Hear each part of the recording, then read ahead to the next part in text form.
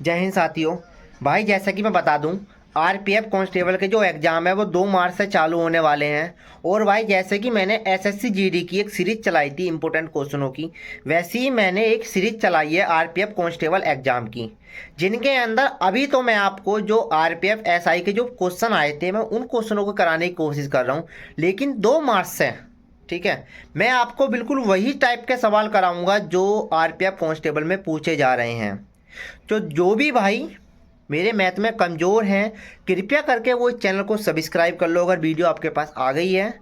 और भाई जैसे मैं सवाल करा दूं उन टाइपों को सीख के चले जाना, ठीक है। भाई एसएससी जीडी में बहुत भाइयों का भला कराया था मैंने, ऐसे ही अब आरपीएफ कांस्टेबल में आपका भला होने वाला है।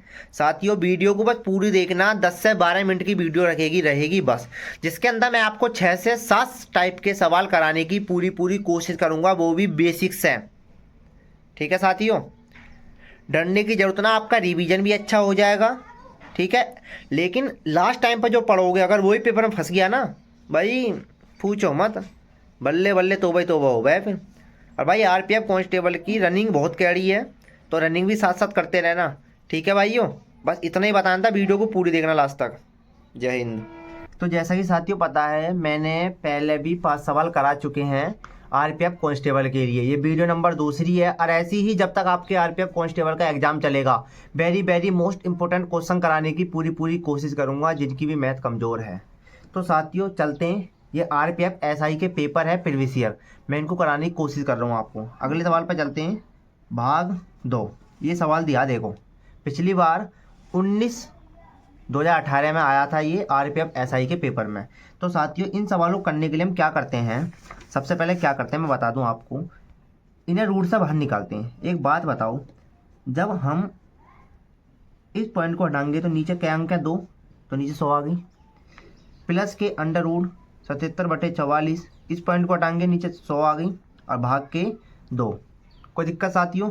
अब 1936 को रूट से बाहर निकालना है, कि इसे रूट से बाहर निकालने के लिए 2-3 विधियाँ, एक तो गुणनखंड विधि, ठीक है, एक है भाग विधि। हम करेंगे भाग विधि से, किससे, भाग विधि। ध्यान से लगाना जरा ध्यान, 1936 पीछे से जोड़ा बनाए, देखो इसे पढ़ो, मतलब पहाड़ा पढ़ो इसे यार। 4 चौक 16, 5 पच्चे 25, 5 पच्चे 25 हो गया ज़्यादा, तो 4 चौक 16, कोई दिक्कत। 4 4 ये हमें जोड़ने होते हैं 8, 19 में से 16 गए, कितने आ गए 3, उतार लिया जोड़ा 36।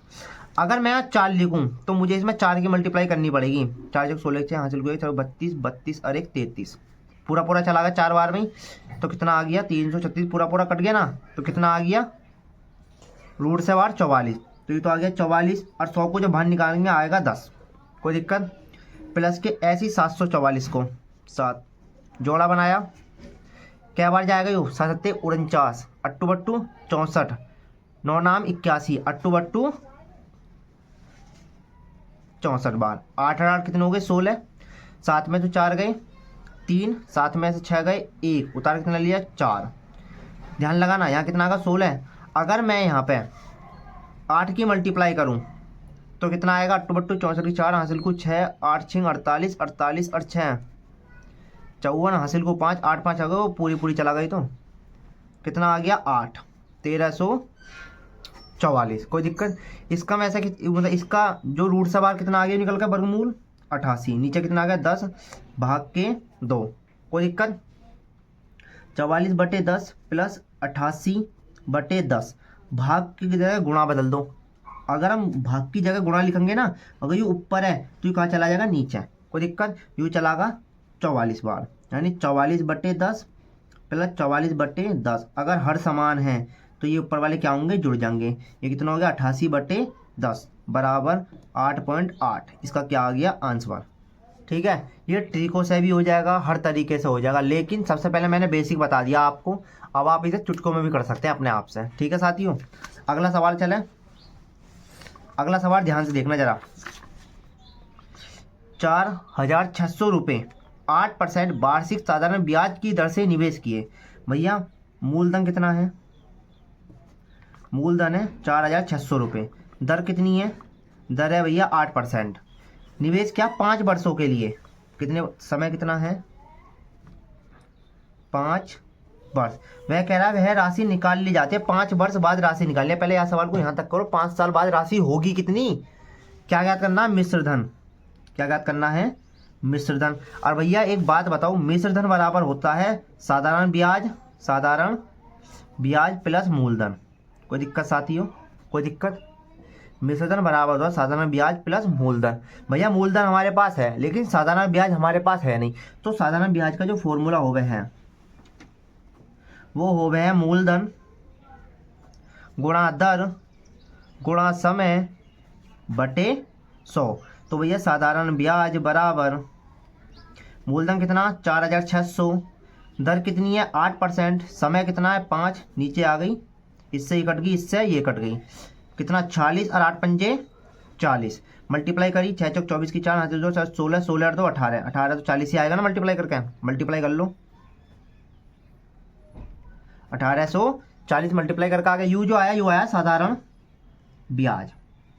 अभी अभी मैंने क्या बताया, मिश्रधन का फॉर्मूला हुआ साधारण ब्याज प्लस मूलधन। तो भैया मिश्रधन बराबर 1840 प्लस के 4600, इन्हें जोड़ दो, कितना आ गया मिश्रधन, आ गया 6440 रुपये आ गया मिश्रधन। लेकिन अब उस सवाल ने क्या बोला, इस सवाल को ध्यान से पढ़ना जरा।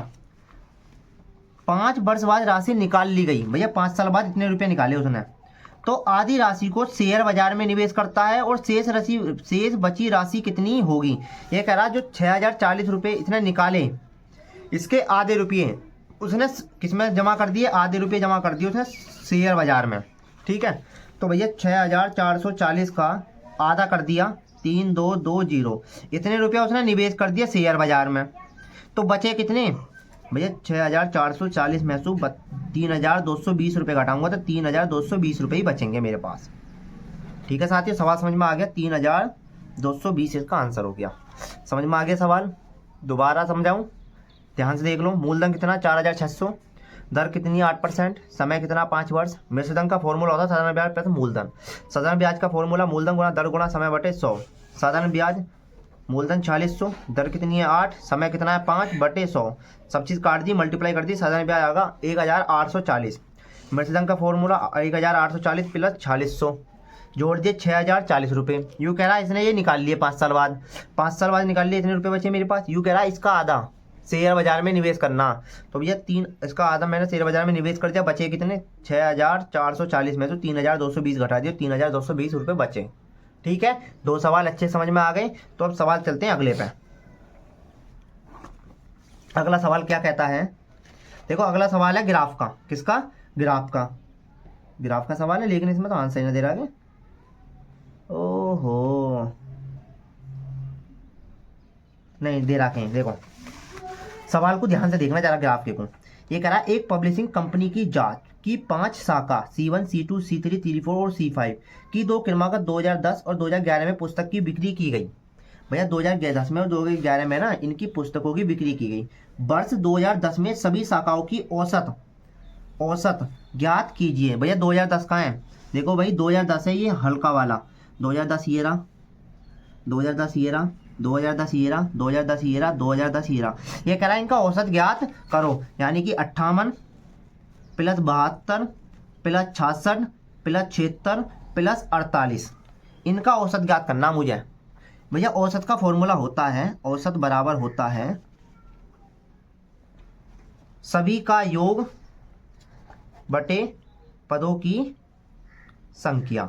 तो औसत बराबर इन सबको जोड़ दो, अगर 58 में 72 जोड़ूं तो 8 5 13 140 आ गया। ये कितना आ गया 140, ये अब ये 66 140 66 76 48, 8 6 14 14 4 20 की 0 हासिल को 2, ये 6 7 4 11 11 और 2 13 13 10 23 की 3 हासिल को 2, ये हो गया 330। कितना आ गया 330। पदों की संख्या 1 2 3 4 5। ठीक है, भाग दे दो, 5 6 30, 330 में यार तुम्हें भाग देना भी ना आता। 5 6 30 घटा कितना दिया 3 0 5 6 30, तो कितना आ गया औसत, औसत बराबर आ गया मेरा 66। समझ में आगा, आंसर कितना आगा 66। समझ में आया, चलें आगे। देखो अब अगला सवाल, भाई साहब इस सवाल को बड़े ध्यान से सुनना भाइयों, very very very most important सवाल है जो आने वाला आपके सामने। भाई एसएससी जीडी में पूछा गया था, आरपीएफ कांस्टेबल में पूछा जाएगा ये सवाल। रेलवे का सबसे ज़्यादा इम्पोर्टेंट अगर तुम सवाल पूछोगे तो मैं इसे ही बताऊंगा। बहुत आसान है, ध्यान से सुनना मेरी बात को। किसी संख्या को 42 से विभाजित करने पर, किसी संख्या को, कोई संख्या एक्स नाम की, इसे 42 से मैंने भाग दिया तो 13 क्या बचता, शेष बचता। तो 14 से विभाजित करने पर क्या शेष बचेगा। मेरी एक बात बताना, अगर मैं इसे 42 में भाग करूं तो ये 13, एक बात मानो, ये मैंने सब एक बार ही काटी, एक बार ही काटी, तो ये संख्या जो होगी वो एक्स बराबर क्या होगी, इसमें 42 में 13 जोड़ दो बस, 5 5 55। तो एक्स का जो मान आ गया वो क्या आ गया, 55 आ गया। एक्स का मान कितना आ गया, 55। उसने बोला यदि उसी संख्या को 14 से विभाजित किया जाए, यानी अब 55 को किससे विभाजित करना, 14 थे, तो शेषफल कितना बचेगा, 14 कम 14, 14 दूनी 28, 14 ती 42, 14 चौका 64, 14 ती 42, 3 1 13, शेषफल कितना आ गया भैया, 13। कोई दिक्कत, समझ में आया भाई, अच्छे समझ में आ गया। दोबारा समझा दे रहा हूँ, ध्यान सुन लो, रेलवे का सबसे ज़्यादा पूछे जाने वाला सवाल है ये। यदि किसी संख्या को 42 से विभाजित किया जाता है, समझ लो एक्स नाम की कोई संख्या, मैंने 42 से क्या किया, भाग दिया, उसमें 13 शेष बचता, 13 शेष बच गया। अब एक्स की जो वैल्यू आएगी ना, एक काम करो, उस 42 में 13 जोड़ दो, कितनी आ गई, 55। 55 जो आई है वो इसकी वैल्यू आई है एक्स की। अब 55 यू कह रहा यदि उसी संख्या को 14 से विभाजित किया जाए, अब 55 को 14 से विभाजित करने पर कितना शेषफल बचेगा भैया, भाग देगा, शेषफल निकाल दो, बात खत्म, चुटकियों में। समझ में आ गया, चले आगे, पेज पलट लेते हैं हम अपना, ठीक है, और नए सवाल की ओर बढ़ते हैं साथियों। देखो भाई, सवालों को बड़े ध्यान से सुनना। सबसे पहली बात मैं एक बात बता दूं आपको भाई, देखो ये सवाल है, एक बॉक्स में रखे हुए 95 नोटबुक का औसत भार 9.5 किलो है। भैया एक बॉक्स है, क्या है बॉक्स, बॉक्स में 95 नोटबुक, 95 नोटबुक का जो औसत है वो कितना है, औसत 9.5 है। तो इनका योग क्या होगा, 95 का योग, 95 का योग जो होगा वो 95 गुणा 9.5 होगा। कोई दिक्कत, इसमें इसकी मल्टीप्लाई करनी है, क्या करनी है, मल्टीप्लाई। एक बात बताओ, पॉइंट उठा के नीचे जीरो, मैं ऐसा काट नहीं रहा, क्यों नहीं काट रहा, क्योंकि नीचे जीरो जीरो बनाने की कोशिश क्या करो तुम। अब 95 में 95 की मल्टीप्लाई कर लो, पाँच बच्चे 25 की 5, हासिल को 2, 5 नाम 45, 45 और 2 47। कोई दिक्कत, 9 पंजे 45 की 5, हासिल को 4, 9 नाम 81, 81 4 कितने हो गए, 85, 5 7 5 12 2, हासिल को 1, 9 10 की 0, हासिल को 1, कितना आ गया भैया, 9025। 95 का जो योग है ना, 95 बुकों का योग 9025 आ गया।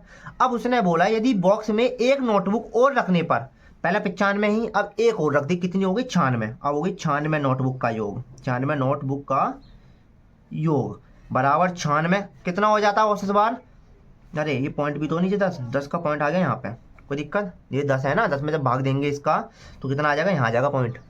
अब गुणा 9.6, वही पॉइंट हटाया, नीचे जीरो आ गई।